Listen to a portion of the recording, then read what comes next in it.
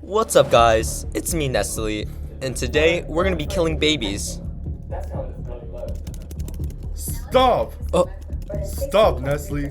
I will not let this continue. oh my I god. will expose all of your truth. I will expose everything you've been doing wrong to the babies.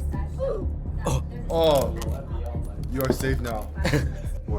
Now, you might be wondering, what the hell did I just watch?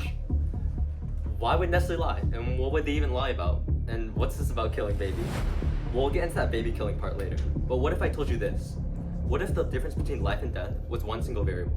Just so happened to be the one that Nestle excluded in all of their clinical trials. This is the core of our concept.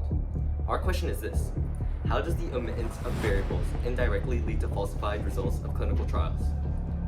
How does this directly attribute to widespread health concerns as seen in the 1970s Nestle baby formula scandal? Okay. Take a look at this data. In several developing countries during the 1970s, infant mortality rates rose in communities where formula use increased.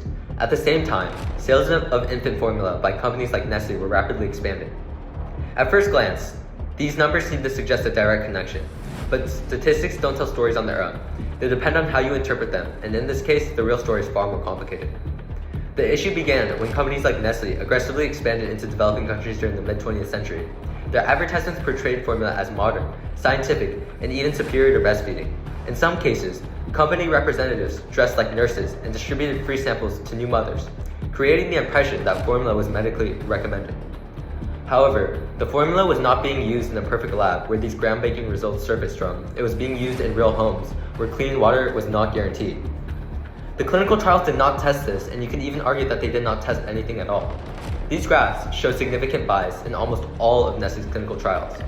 Nestle and the formula industry relied on health claims, but a BMJ study found that many infant formula health and nutrition claims were backed by little or no high-quality scientific evidence.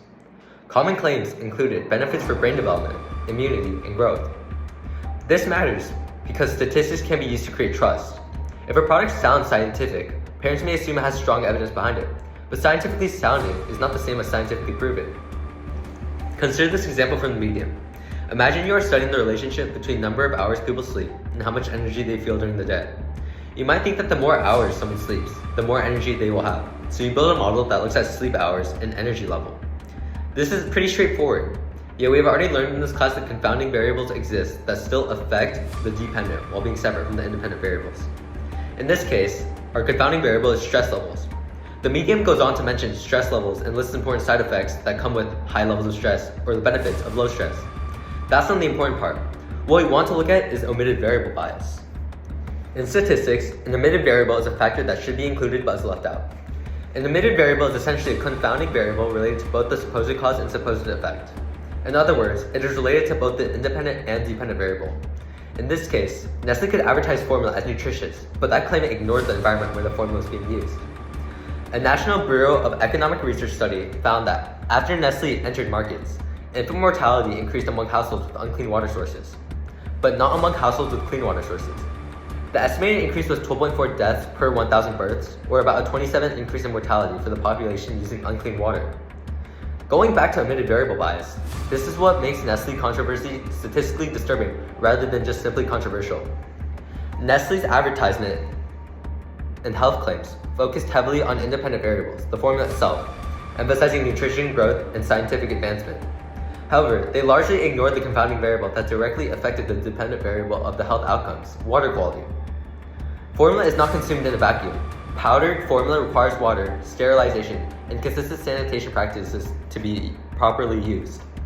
By marketing a water-dependent product in regions where access to clean water was already statistically unreliable, Nestle created a situation where the apparent benefits of formula cannot be separated from the environmental conditions surrounding its use.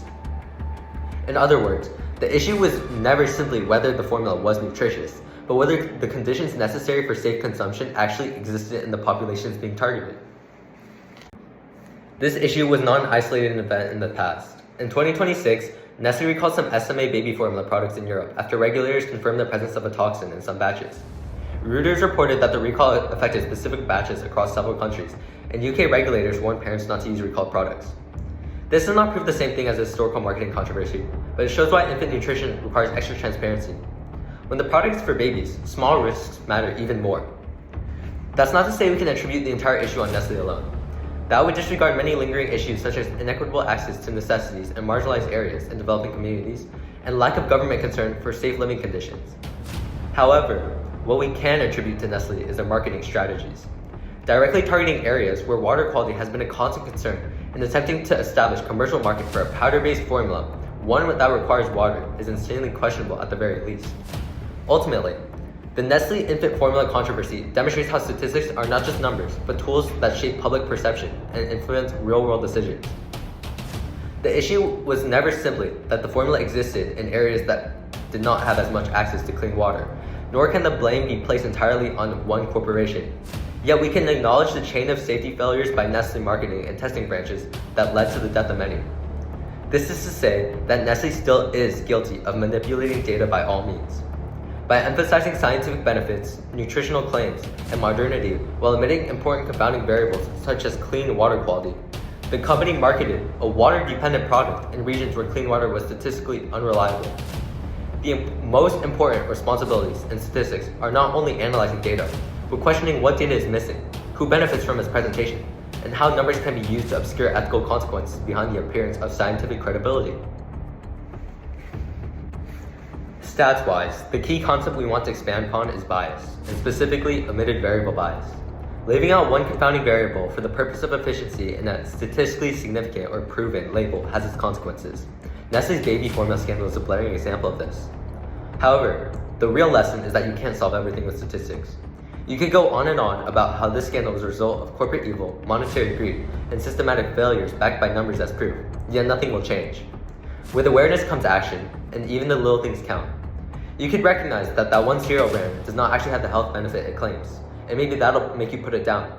Or maybe that one brand doesn't provide as much as you thought it did. Whatever it is, you can start by paying a little more attention, notice the tiny details, and plan accordingly.